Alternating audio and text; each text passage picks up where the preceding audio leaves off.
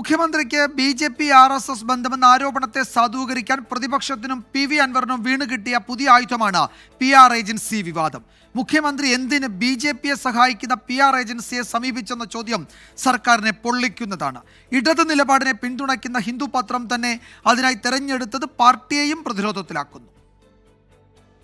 മുഖ്യമന്ത്രിയുടെ വിവാദ അഭിമുഖം തയ്യാറാക്കിയ കെയ്സൺ എന്ന PR ഏജൻസിയുടെ പൊളിറ്റിക്കൽ വിംഗ് ബി.ജെ.പിക്കായി പ്രവർത്തിക്കുന്നവരെന്നാണ് പ്രതിപക്ഷ ആരോപണം.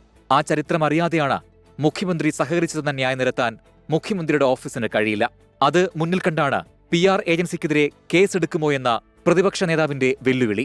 ഈ ഏജൻസിക്കുള്ള മറ്റു ചില രാഷ്ട്രീയ ബന്ധങ്ങളാണ്. അവരാണ് മുഖ്യമന്ത്രിയെ കൊണ്ട് ഈ വാചകം പറയിപ്പിച്ചിരിക്കുന്നത്. സംഘപരിവാർ പ്രചരിപ്പിക്കുന്ന പൊളിറ്റിക്കൽ നറേറ്റീവാണ് മുഖ്യമന്ത്രിയുടെ വാക്കുകളിലൂടെ പുറത്തു വന്നത്.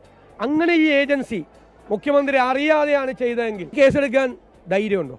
മഹാരാഷ്ട്രയിൽ ബി.ജെ.പിക്ക് വേണ്ടി കേസൻ പ്രവർത്തിച്ചെന്ന് സംസ്ഥാനത്തിന് ചുമതലയുള്ള രമേശ് ചെന്നിത്തല പറഞ്ഞതും സർക്കാരിനെ പ്രതിരോധത്തിലാക്കുന്നു. മുഖ്യമന്ത്രിയും സർക്കാരും പ്രതിസന്ധിയിലാകുമ്പോഴൊക്കെ പിന്തുണയ്ക്കാൻ വിരലിലെണ്ണാവുന്ന മന്ത്രിമാരും നേതാക്കളും മാത്രമേ രംഗത്ത് വരാറുള്ളൂ. PR വിവാദത്തിൽ ഇന്ന് ആദ്യം രംഗത്ത് വന്നതും പതിവ് മുഖങ്ങൾ തന്നെ. അതിന്റെ പേരിൽ വരാൻ സാധ്യതയുള്ള വ്യാഖ്യാനത്തെ തള്ളുന്നെന്ന് പറഞ്ഞ് മന്ത്രി PA മുഹമ്മദ് റിയാസ് അനിഷ്ടം പരസ്യമാക്കി.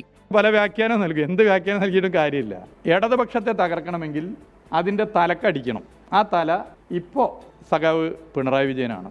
ഇടതുപക്ഷ പ്രസ്ഥാനത്തെ CPIM-നെയും ആക്രമിക്കാനുള്ള ശ്രമം നടത്തിയാൽ അവസാന ശ്വാസമുള്ള കാലത്തോളം അതിനെതിരെ പൊളിറ്റിക്സ് പറയും, പറഞ്ഞു തന്നെ പോകും.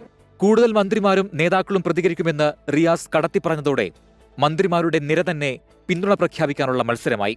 കോഴിക്കോട്ടെ ഇന്നലത്തെ സമ്മേളനത്തിൽ വിഷയം പരാമർശിച്ച മുഖ്യമന്ത്രിക്ക് ഇന്നത്തെ പൊതുപരിപാടിയിൽ മൗനം. കെയ്സനെ മുഖ്യമന്ത്രിയുടെ ഓഫീസ് തള്ളിപ്പറയുമോ അതോ ഇന്നലത്തെ വിശദീകരണത്തിൽ വിഷയം അവസാനിപ്പിക്കുമോ എന്നതാണ് ഇനി അറിയാനുള്ളത്.